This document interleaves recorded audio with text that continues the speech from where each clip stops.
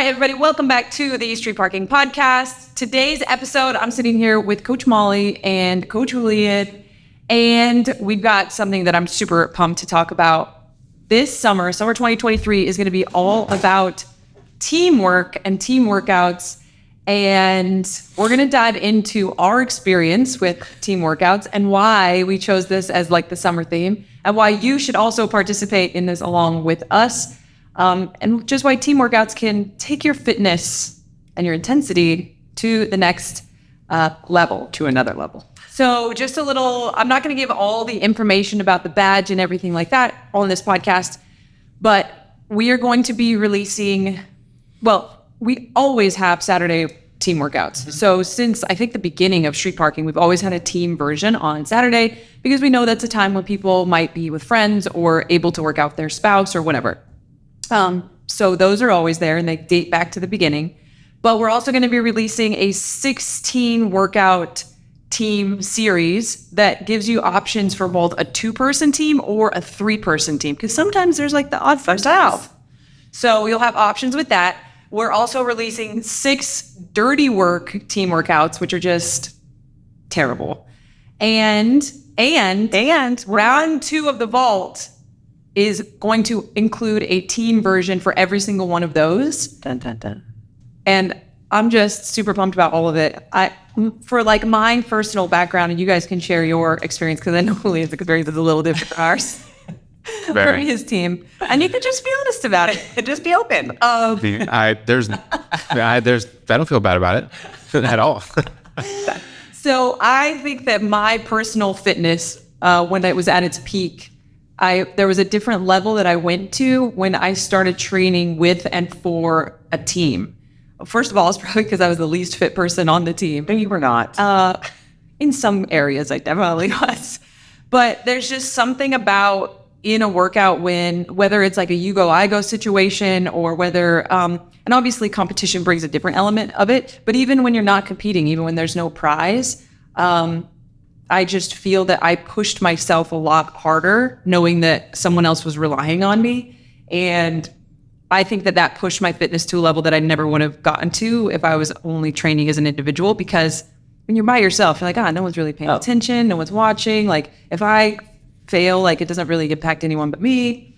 And so that was the reason that I really wanted to do the team stuff this summer. But I mean, what about you, Malls? Because same for me. I mean, I grew up playing competitive soccer for a number of years, so I was used to playing on a team. And then when I got into CrossFit, we were competing together. We were individuals. And then when we shifted to being on a team, that's where I noticed my performance really elevate. And I think it goes back to just being on a team when I played competitive sports, having people rely on me, but also believe in me. Allowed me just to push a lot more and further than I thought I could. And I noticed that when I was on the team and competing in these team workouts, that again, fitness just pushed further. I believed in myself more. And again, going further than I thought I could because other people were relying on me. Yeah, I would say the experience is the same. I know when I jumped into the CrossFit scene, I did team for 3 years, and there's a lot that I saw for the good and for the bad. Of course, for the good was obviously building the friendships, the partnerships, the community aspect. I think that was really good for me jumping into CrossFit. It made it fun. But then as that continued to evolve, then there was a standard that I felt like I was holding myself that others weren't holding themselves to. I think that's where definitely the drift started happening. But that's more of like a competitive problem. That's a competitive problem, yeah, for sure. Yeah. That's where it's like I saw the good things and the bad things, but for the most part, I think in general, looking back, that was what made me stick to the consistency and training for sure. I would say like I see it a lot with the people, our staff here, because you'll get them, whether they're just coming to work out with you in general, but like when we do team stuff or when you design like a team workout for you at Salvi or you at DH, like they just don't want to let you down. Yeah. And so you see them like push themselves and they're like nervous beforehand and stuff, but they push themselves so much harder than if you guys were just doing it as individuals. And that's what I love. So you like mentioned the camaraderie, and I think that's a big part of it. Obviously, I think that you get that even if you just work out with people. And one of the things that we're going to do for the team workouts that we're releasing, because I know not all of you have somebody to come work out with you, is mark which ones you could do technically over a Zoom call. Yeah. So if you have like an iPad or something where the screen is big enough and you can see what the other person's doing, Yeah. we'll mark some of those, because that camaraderie is there even if you do it that way. But yeah, I think that's a big part of it. And one of the things, like what Molly was saying, people would rely on me. You get to know your strengths and your weaknesses like real fast when you're on a team. And I think you end up pushing yourself to be better at both of those things. So sometimes, like Molly was the stronger girl on our team when we competed, and we needed her to be that. And so she pushed it even further and got as strong as she possibly could. But then, like, whatever, I feel like you had burpees. Like, for example, I was always the slower one. I was like trying to think of Burpees. I was always the slower one. They were just faster at it. So I had to kind of elevate and push one of my weaknesses to be able to keep up with their pace so that we could move together as a team. Yeah, exactly. Yeah. So- Gymnastics, bodyweight stuff. bodyweight stuff. She was the bigger one, like tall-wise. I grew up. Wow. You were. camaraderie here. But yeah, it's pushing both, like you're saying, the strengths and the weaknesses. Yeah, and I think again, like we're giving competition examples because that's obviously just burned in our brains. But I think even if you're working out where one person, we get people even on our staff, they're like, "Well, I don't want to do a team workout because I'm going to hold this person back, or I'm the less fit person." But in that scenario, both people end up pushing because the more fit person gets more opportunities to do more reps or whatever, pick up the load where it is needed, and the less fit person ends up pushing way harder than they would have, trying to contribute as much as possible. Yes. And so both people, and then that bond is built where normally maybe you wouldn't even like relate to each other at all through your fitness because you're doing different versions all the time, or your times aren't close to the same thing. And we've designed all of them to allow you to do that. So the cool thing about the workouts that we're going to be releasing is that, say there's like a synchro thruster. Say, maybe there's a synchro thruster. Moving together at the same time. It's not that you both have to use the same equipment or the same weight or anything. So you might have one person with a sandbag and one person with a 135-pound barbell. Yep. And as long as they're in sync, then you're doing the workout correctly. So I think that's going to be a really cool opportunity for you to do it with your kids or somebody who just started street parking or whatever, and build those bonds. Chelsea is writing a blog post about this that kind of coincide with this podcast. So she said, "Through the ups and downs, struggles of the workout, you will lean in and support one another, which will build team loyalty." Team loyalty. I'm interested to see if people stick with the same teammate for the whole thing, which I think could be really fun. And then I know for the vault, what we plan on doing is like changing it up each time, which is also super fun. And the Zooms, like you mentioned, are a great way to kind of mix up your partners. I mean, just share in the Facebook group if you're looking for a partner and you're Swingers. You're just fitness swingers. swingers. But that's a great way to kind of, if you want to mix up to go with different partners and different people, you can still do that in Zoom and just reach out to the community on Facebook or something. Just try to find different people if you need to. I think it'll be funny too to hear stories of like how people are choosing which ones they're going to do. Yeah. The vault is one thing because it's like there's one each week, but like I know me and you would look at the workouts and you would choose a completely different one. And you were like, we were talking today, we wanted to go do some of them. You were like, let's do a dirty work one. And I would be like, this burpee air squat one looks really fun. And we'd be like, hair power calls. And so I think it's cool because you and your teammate are going to have to decide which workouts you're going to do. And you're probably not going to both want to do the same ones. If I were you and you're doing this with a teammate, I would put them all in like a jar and just pick one out. And just whatever comes out is what you do. We'll still have the Saturday workouts as well. So you're going to have a ton of options, and there is going to be a badge and everything. The next thing that Chelsea put in the blog is shared suffering, which is like, we talked about it a little bit, but in the camaraderie piece, but I want to ask you guys if you have a shared suffering workout that you've done in your life that, I mean, there's so many that like comes to your mind at first. I'll give mine so you guys can think about it. I mean, there are so many. One in particular that I've been thinking about more recently, though, because she was just here, was this team workout that I did on the beach at the Rogue versus a Get Faster thing, like in 2010. And in Tahoe? Yeah. And Katie Henniger, who is the co-founder of Rogue with her husband, She was on my team. And we had this sled that we had to pull up the sand. It was uphill and it was in the sand together. And I think she like broke her toe during this event or something like that. We were like running in and out of Lake Tahoe, but it wasn't warm. So it was like getting into an ice bath and then getting out of the ice bath and having to pull a sled up a hill. And it's just like, to this day, one of the worst, most uncomfortable things I've ever done. And there's no way I would have been pushing as hard, but she's just so intense. And so like, I wanted to, she was the 2008 CrossFit Games champ. So I'm just like, and she was the person who invited me to be there. So I'm just like, I better like get it together. And then actually when she was here, the same thing happened. We like loaded the sled way too heavy. And when it was my turn, I was like, you need to get back there. She's probably like judging you right now. And she said that she was thinking the same thing. And then that is a perfect example of how team workouts work. And it's awesome. In it might not feel awesome, but you will end up pushing so much harder. And then afterwards, we just laugh about it. I texted her the other day. I was like, what was her time on that sled workout? Do you remember? She's like, I have no idea. I blacked out. And I think that's what happens with team workouts is people get so worried about the other person waiting on them or that they're, holding them up when most of the time your partner's plenty fine, just hanging out for a second before they have to go again. Well, you have a story. So I think one of the things that you'll get, especially if you have the same partner every time, by the end of the 2015 season, myself, Molly, and the other girl that was on our team, Jen, we didn't even have to say anything. And the guys too. The guys had really good, you could make an eye contact with somebody and they knew that means I need to switch. And it was because we had trained together so much. Julian had a different experience at Wadapalooza in 2016. 16, yeah. Where this is the teammate you don't want to be. You can't be too Or the overconfident teammate. Overconfident teammate. You're like, I got this. Yes. I'm going to do it unbroken, no problem. And then your team's just watching you fail right after that. That happened to you? Yeah, it happened at the You 2016. guys were allowed to tag in. We weren't allowed to tag in. The teammate had to finish the work at that station. Yeah, and it was we had come together from athletes from different areas, so we've never trained together. We just knew of each other as competitors.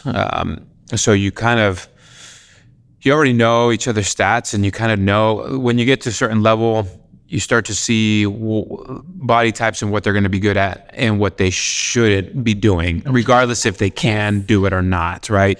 It's the example I brought up with Molly in the gymnastics, like the girls were smaller. In this scenario, we had the stronger guy wanted to do the gymnastics movement. It's not that it's not like he couldn't. It's just we had a guy that was lighter and more quicker and efficient, but and the story, what it should come down to is that I think it's good to experience all levels of being a teammate so you can realize where you excel at and where you do not.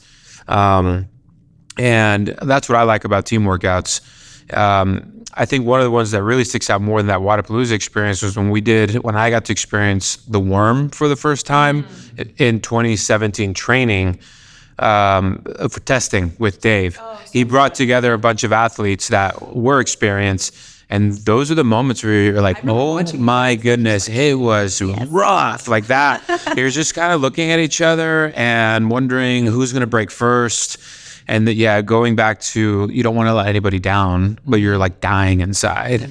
I think being a team, doing team workouts too, you have to use your brain more. Like counting.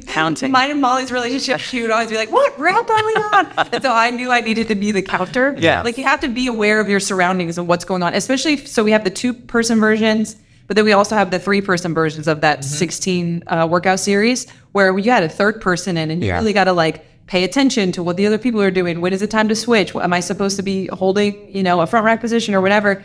And I think that's good. I think it's good for you to train your brain when you're fatigued like that and when you're breathing heavy and everything. And that I definitely struggle with that, going from doing workouts individually to team workouts, because I'm pretty good at turning it off and going. So I had sometimes a harder time where it was like, oh no, I need to pay attention because I have set numbers I'm doing and then we're switching or whatever it is, keeping track of the reps. So the brain on for sure was a struggle at first for me. You know what's interesting too is sure, in a team workout there'll be a leader of that workout, but you'll never know when that role might switch. It emerges because you'll find that the person you thought was, and they are leaders and stuff, but they'll get to a point where sometimes they'll face an obstacle that they just gets in their head or frustrates them. but then you're not the individual who struggles with that. And then, you emerge as a leader and you just take over. And I think that's extremely empowering. And I think those are things that you start to enjoy about team workouts. We had that for sure. Molly and I used to joke all the time because in training, the third girl, Jen, we have to tag her in this episode because we're talking about her so much.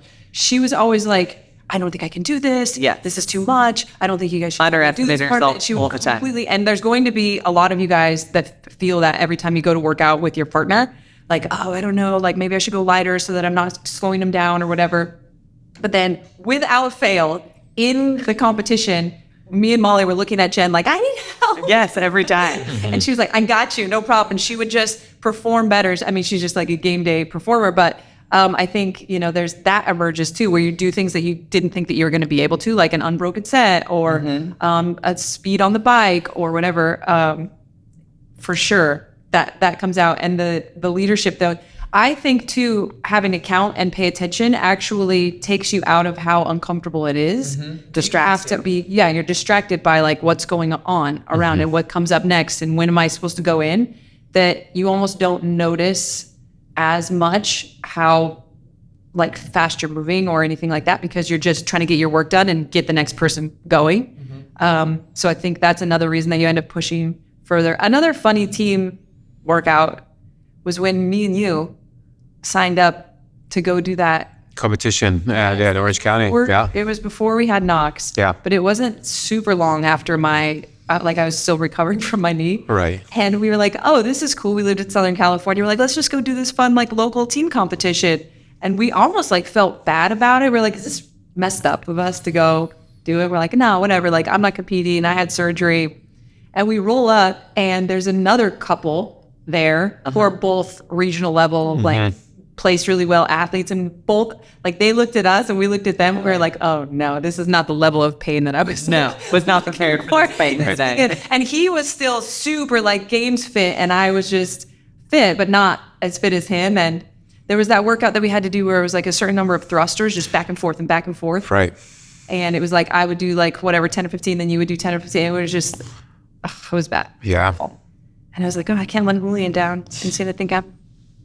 But okay, so like I want to talk about examples in that scenario too, right? Where like, I was the fitter one, but your level of fitness still put in a position where it gave me just as well. We both got an amazing workout in because you gave me a little bit of rest to recover, but I would recover and still be able to hit those big sets, and then you would hit the sets that you stayed on.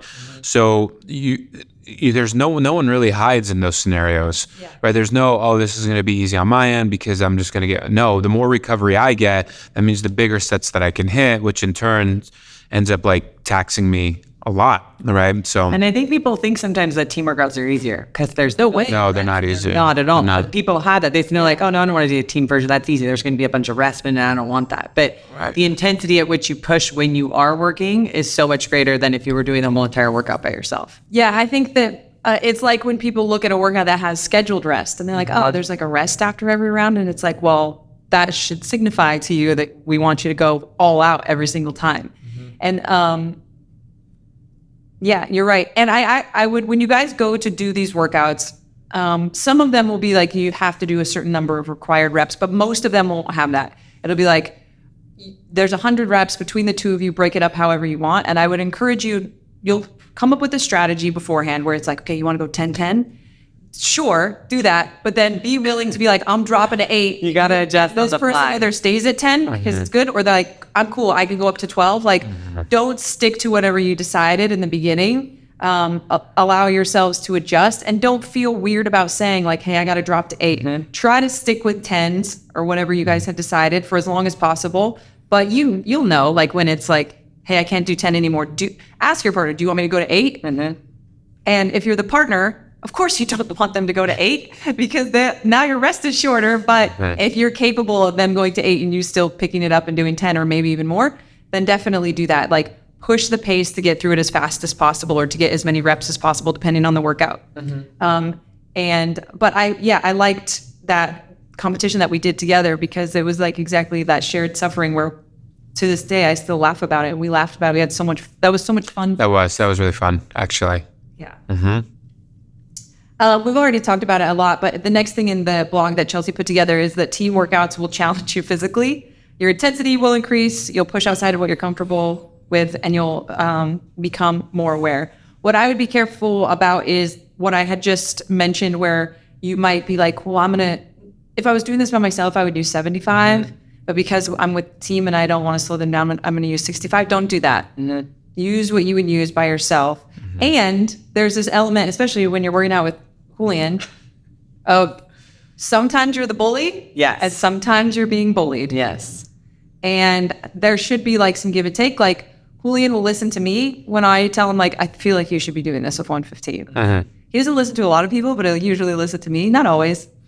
Well, I know you speak to the inner voice that I already have going, the internal battle that I'm having. Yes, correct. But he pushes a lot of our staff. Like yesterday, the workout that we did yesterday, you were telling Bree she should go heavier, and she was like, no, I can do it. Right. She did it, right? No. Well, Well, she didn't go heavier, but then she knew afterwards that she could have. well, all it's just showing me is that you can, there's certain people that you can bully in the right direction. Yeah, like especially if you do a bunch of these together, push the person and encourage them, but also be willing to have that come back your way as well. Because I know Molly and I will do that too. I mean, mostly it's just me to her. I feel like she does it to me sometimes. I do sometimes. But yeah, it's like pushing the other to their potential, knowing them. You start to figure that out the more you work together, right? We've done so many partnered workouts that you know me so well that you know my abilities. So it can be good to have that partner in your corner that's like, hey, no, you got this. You could do heavier. And the cool thing about this environment, whether you're in your garage or on a Zoom or whatever, is there's no like prize. Like if you just come up with a strategy, or if you load it too heavy, or if you end up like completely blowing past the goal time, like it's fine. Yeah. There's nothing like on the line for it. So challenge yourself and push yourself, and don't feel like you both need to be doing the exact same version or same weight or whatever. If you notice, like say me and Molly were doing the workout together and she had 85 and I had loaded 65 and my sets were a lot faster than hers, then in the middle of the workout, I could put my weight up to 75 pounds. It would be totally fine to do that kind of stuff too. The last thing that Chelsea put on here is confidence and patience building. Patience building for sure. Often we go into team workouts with this need or feeling of having to keep up, but remember to stay in your own lane and with your own limits will give you confidence. This might mean adjusting weight or reps like we were just talking about. Learning to adjust on the fly. So yeah, I mean, I feel like a lot of the moms get this already with the dads too, that work out with their kids around. But I love working out doing team workouts with people that I know that their own confidence in their fitness is lower, because you see them come out and do stuff that they wouldn't have done. Like Aki's a perfect example. I love having Aki or Caitlin or Nicole as like teammates, because it's a different person when they do a team workout. Do you have any, because you're really good at like pulling that out of people, can you have suggestions? Well, yeah, I would just say there is a responsibility, depending on your experience of fitness and how long you've been in fitness for, right? And I think a lot of us in the community do have that. But yeah, you kind of ask and see what comfort the individual has, or as you're warming up and you're choosing weights, you kind of see how they move the weight that they're doing in the warm up, and then make adjustments there. But a lot of the times, what I know is going to happen when a weight is chosen that they wouldn't have chosen themselves, but if you see that they can easily move it, it's just going to be empowered. Yeah, it's going to be uncomfortable and they're going to suffer through it. But it's not the suffering where it's dangerous. It's the suffering that people should have on a regular basis, which is just doing a hard thing over and over and over, because all that's going to do is just make you a stronger, more resilient individual. And the best thing about it is, because I know, and we have the experience based off our past, how to push individuals here in the office, that the end result is not personal satisfaction for the person that's bullying, quote unquote. It's seeing the individual and like what they learned from it. Like, whoa, I didn't think I could do that. Or, well, I'm okay. And I actually did do something challenging. And what comes from that, that's the reward, is them continuing to see that they're bettering themselves and everything is okay. It's just a full psychological, mental thing. And that's just what makes them resilient individuals on a day-to-day. And then the next day, they can push the boundary. They're not afraid to do something a little bit harder. But yeah, it's just constantly being able to take them out of their comfort zone.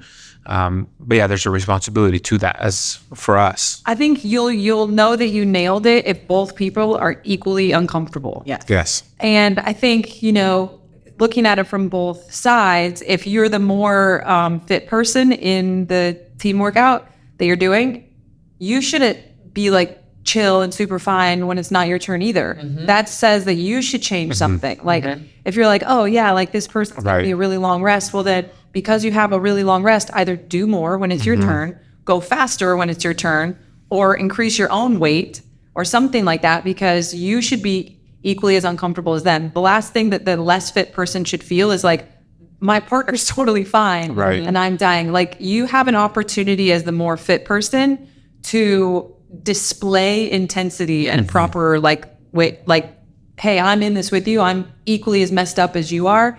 And then vice versa. Nothing would be more frustrating as the more fit person to be dying because you chose to use a heavier weight and you're doing a lot of work and your partner's like totally fine. It's like, hey bro, like put those 10-pound dumbbells down and go get the heavier ones. So if both people are equally uncomfortable, that's how you guys know that you've nailed it with your strategy and the weight that you're using and everything. You're not going to get it right every time. But neither person should just be like way less fatigued or messed up than the other. I can't wait to see you guys go through these. And I highly, highly encourage you to seek out somebody who you know wants to get as much out of it as you do, whether again that's on Zoom or it's your neighbor or it's your spouse or we don't expect you guys to be doing team workouts every single day. So maybe it's at a couple meetups through the summer or on Saturdays or whatever. I think they're just going to be really, really fun in a weird, uncomfortable. They're going to be great. I'm looking forward to it. I really am. Yeah, and it's a good way to get, if you've been trying to get a neighbor or a loved one or a family member into doing workouts, this is a great opportunity to get them to jump in and get a taste of street parking and doing a team workout. Yeah, it's fine. It's going to be team. Like, I'll do some, you'll do some. Be just super rats, no problem. All right, you guys. So make sure to check those out. Squad Summer is the official name of the summer series that we're doing. And again, you'll be able to see the regular every Saturday team version, 16 workouts that have either 2-person or 3-person options, and 6 dirty work workouts. And then when round 2 of the vault shows up early July, there'll be a team version of the vault. So tons of different opportunities. I know Bree's working on some team kid stuff as well. So summer 2023 is all about team and pushing your intensity in cahoots with another person. Great. Have fun, you guys.